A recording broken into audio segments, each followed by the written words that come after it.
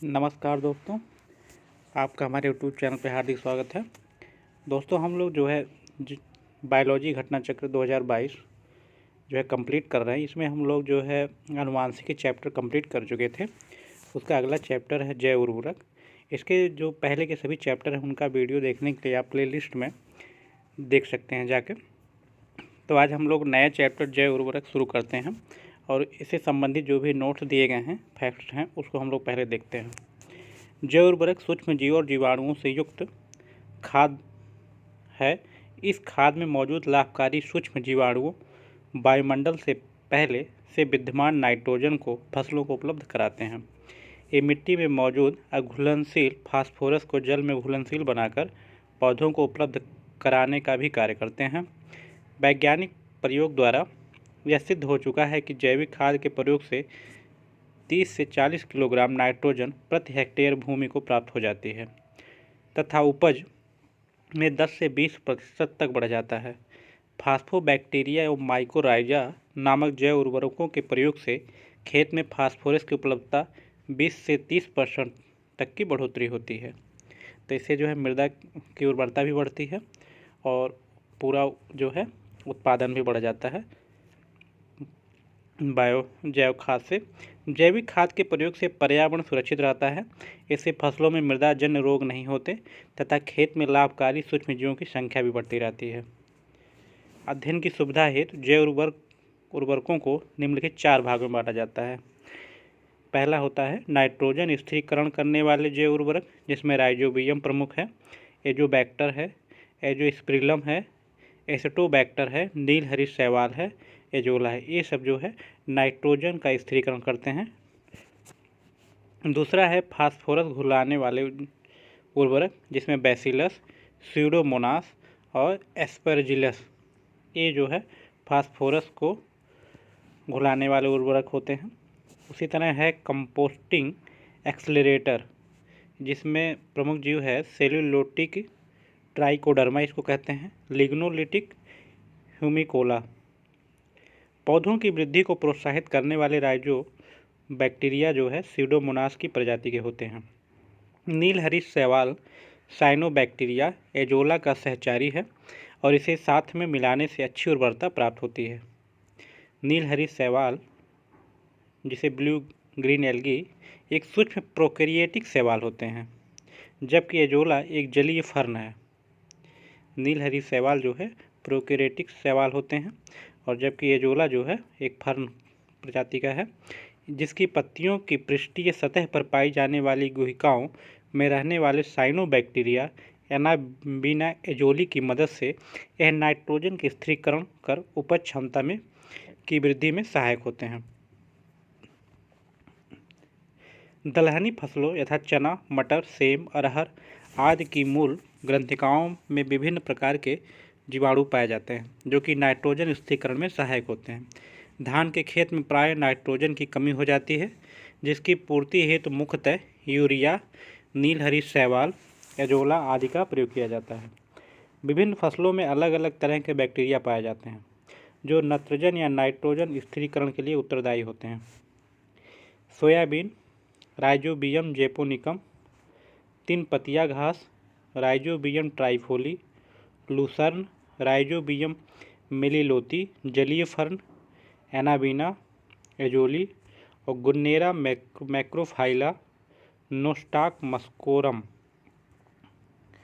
दुधारू पशुओं पर किए गए प्रयोग से ज्ञात हुआ है कि जब इन पशुओं को उनके दैनिक आहार के साथ 1.5 से 2 किलो एजोला प्रतिदिन दिया जाता है तो दूध उत्पादन 15 से 20% की वृद्धि की जाती है। कंपोस्ट निर्माण के समय गड्ढों में अपशिष्ट पदार्थों की निम्नीकरण प्रक्रिया को केंचुए या अन्य जीव जैसे कवक जीवाणु आदि तेज करने में सहायक होते हैं, न कि धीमा करने में। इस पर आधारित प्रश्न जो है देखते हैं, जो भी अभी तक परीक्षाओं में पूछे गए हैं। निम्नलिखित में से पहला क्वेश्चन है, निम्न में से किन का उपयोग जैव उर्वरता के रूप में किया जाता है? जैव उर्वरता एजोला है, नील हरी शैवाल है, अल्फा अल्फा, तो अल्फा अल्फा नहीं है, एजोला। अल्फा अल्फा एक घास है जो अर्जेंटीना में पाई जाती है, तो 1 और 2 सही हो जाएगा। जैव उर्वरकों को निम्नलिखित 4 भागों में बांटा जाता है। नाइट्रोजन स्थिरीकरण करने वाले जैव उर्वरक जिसमें राइजोबियम, एजोबैक्टर, एजोस्पिरिलम, एसिटोबैक्टर, नीलहरी शैवाल, एजोला। फास्फोरस घुलाने वाले जैव उर्वरक Bacillus, Pseudomonas, Aspergillus. Composting accelerator cellulolytic जिसे टाइकोडर्मा या लिग्नोटिक ह्यूमुकोला कहा जाता है। पौधों की वृद्धि को प्रोत्साहित करने वाले राइजोबैक्टीरिया स्यूडोमोनास की प्रजाति है। इस प्रकार नीलहरी शैवाल और एजोला जैव उर्वरक है, जबकि अल्फा अल्फा एक प्रकार का फलीदार पौधा है।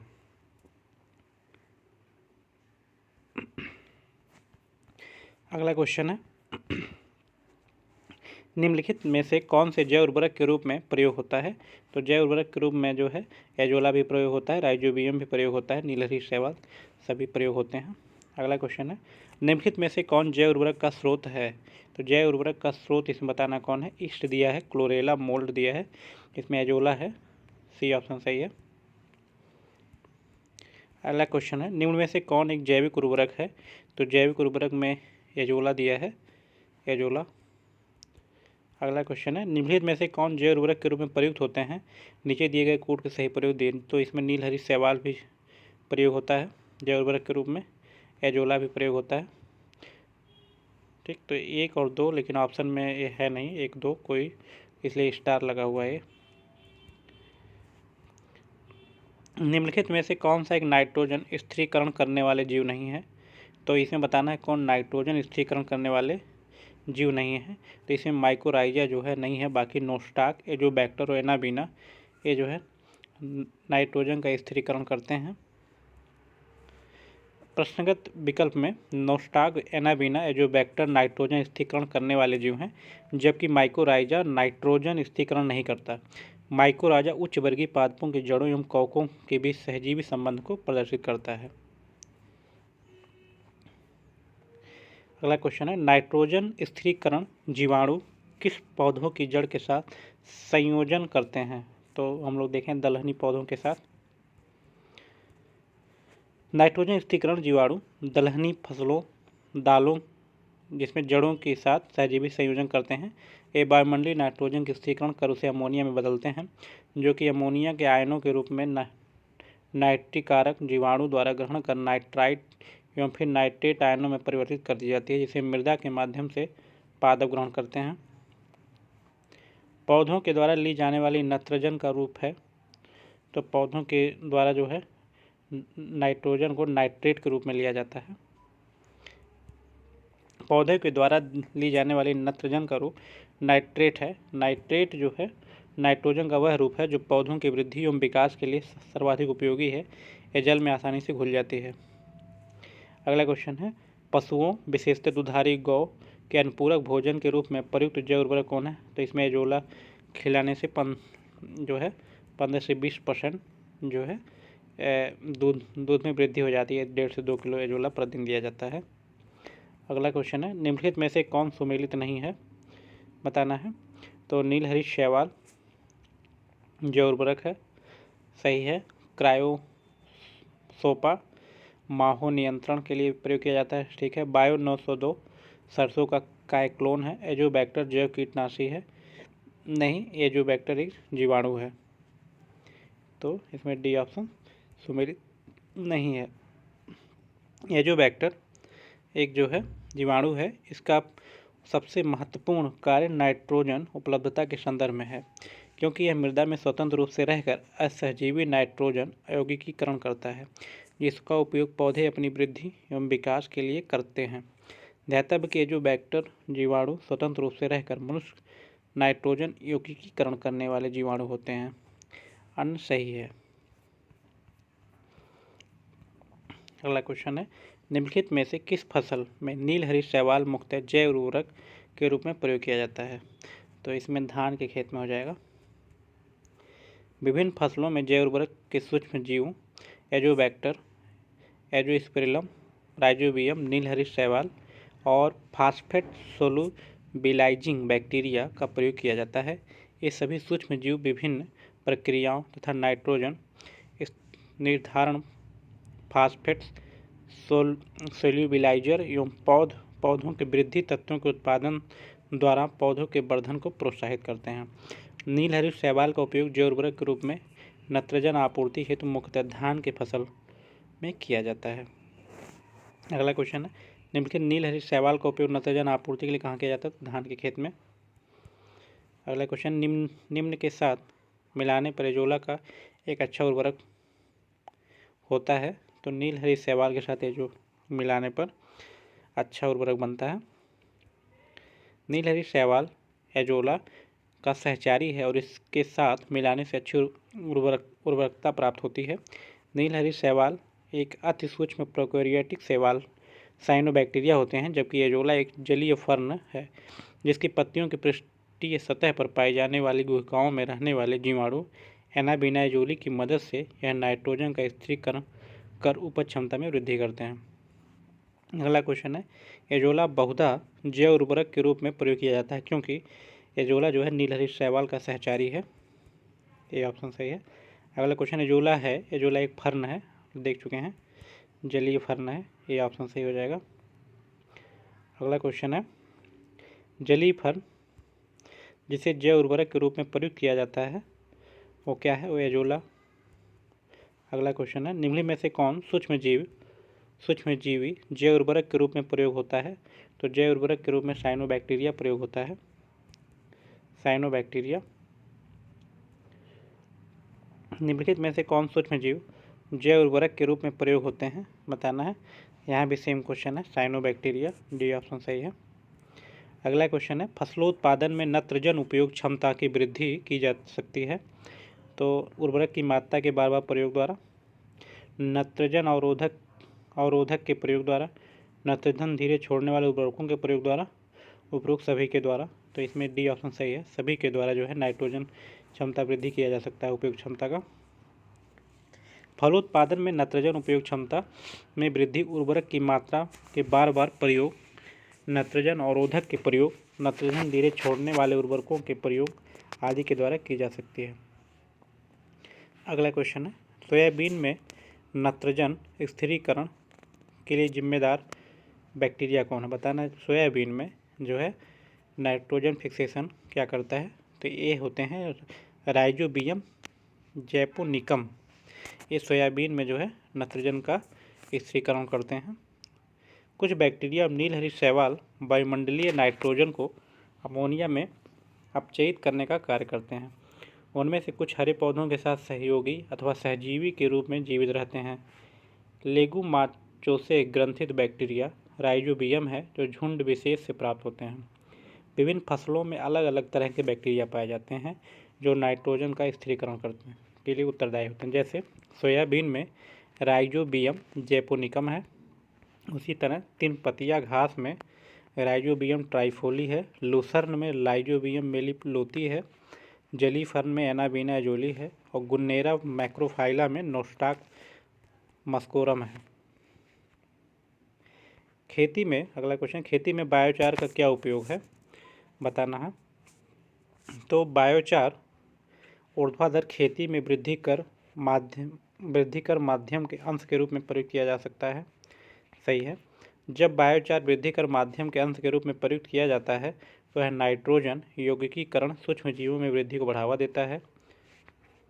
जब बायोचार वृद्धि कर माध्यम के अंश के रूप में प्रयुक्त किया जाता है तब वह उस वृद्धि कर के माध्यम की जलधारण क्षमता को अधिक लंबे समय तक बनाए रखने में सहायक होती है। तो तीनों जो है पॉइंट सही हैं।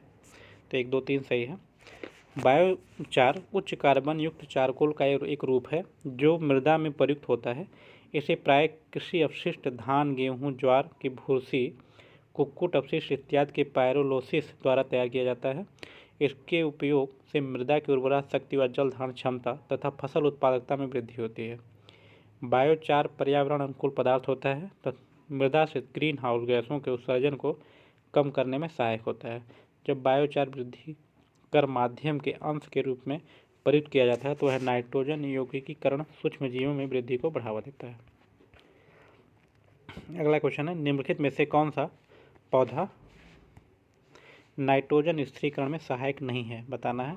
तो नाइट्रोजन के स्थिरीकरण में जो है कौन सा पौधा सहायक नहीं है? तो धान है, क्योंकि देखिए चना भी जो है दलहनी फसल है, मटर और सेम इन सब की जो है जड़ों में जो है गांठ पाई जाती है और उसी में जो है राइजोबियम बैक्टीरिया पाए जाते हैं जो नाइट्रोजन का स्थिरीकरण करते हैं। तो धान इसमें नहीं है, इसलिए डी ऑप्शन सही है। दलहनी फसलों यथा चना, मटर, सेम, अरहर आदि की मूल ग्रंथियों में विभिन्न प्रकार के जीवाणु पाए जाते हैं जो कि नाइट्रोजन के स्थिरीकरण में सहायक होते हैं। धान के खेत में प्राय नाइट्रोजन कमी हो जाती है, जिसकी आपूर्ति मुख्यतः यूरिया, नीलहरी शैवाल या जोलाद का प्रयोग किया जाता है। अगला क्वेश्चन है 2,4-D क्या है? तो यह जो है खरपतवार नाशी होता है 2,4-D। 2,4-D का जो नाम है वो जो है डाइक्लोरोफेनॉक्सी एसिटिक एसिड होता है, जो ऑक्सीन एक पादप हार्मोन है, इसे ऑक्सीन भी कहते हैं, जिसका उपयोग खरपतवार नाशी के रूप में प्रयोग फसलों में किया जाता है। ज्ञातव्य खरपतवार खेतों के फसलों के साथ अनावश्यक रूप से उगकर जल, प्रकाश, खनिज, लवण इत्यादि के लिए फसलों में उपयोग करने लगते हैं, जिसके परिणाम स्वरूप फसल अच्छी वृद्धि नहीं हो पाती। अगला है निम्नलिखित में से कौन सा कथन कंपोस्ट के संदर्भ में सही नहीं है? बताना है कंपोस्ट के संदर्भ में क्या सही नहीं है। निम्नलिखित जैव निम्नीकरण कचरे का अपघटन गड्ढे में होता है, सही है। इसमें कार्बनिक पदार्थ तथा पोषक तत्व अधिक मात्रा में होते हैं, ये भी सही है। गड्ढों में अपशिष्ट पदार्थों की निम्नीकरण प्रक्रिया को केंचुए धीमा कर देते, धीमा नहीं, केंचुए जो है उसको तीव्र कर देते हैं, उसको और तेज कर देते हैं। तो डी सी ऑप्शन गलत हो जाएगा। जबकि निम्नीकृत होने वाले पदार्थों में कृषि अपशिष्ट पदार्थ जैसे पशुओं के मल मूत्र और सब्जियों अपशिष्ट आदि होते हैं। तो इसमें सी ऑप्शन सही है, बाकी तीनों सही हैं। ए, बी और डी सही है, केवल सी गलत है। कंपोस्ट निर्माण के समय गड्ढों में अपशिष्ट पदार्थों का निम्नीकरण प्रक्रिया को केंचुए और अन्य सूक्ष्मजीव जैसे कवक, जीवाणु आदि तेज करने में सहायक होते हैं, न कि धीमा करने में। तो प्रश्नगत में अन्य विकल्प सही है। तो दोस्तों ये जो है जैव उर्वरक चैप्टर कंप्लीट हो गया। अब हम लोग मानव शारीरिकी एवं क्रिया विज्ञान से संबंधित जो है प्रश्न देखेंगे और नोट्स देखेंगे। इसमें पहला जो चैप्टर होगा कंकाल और मांसपेशी तंत्र होगा। तो मोस्ट इम्पॉर्टेंट सेगमेंट होगा आगे, और इसको हम लोग अगली वीडियो में देखेंगे।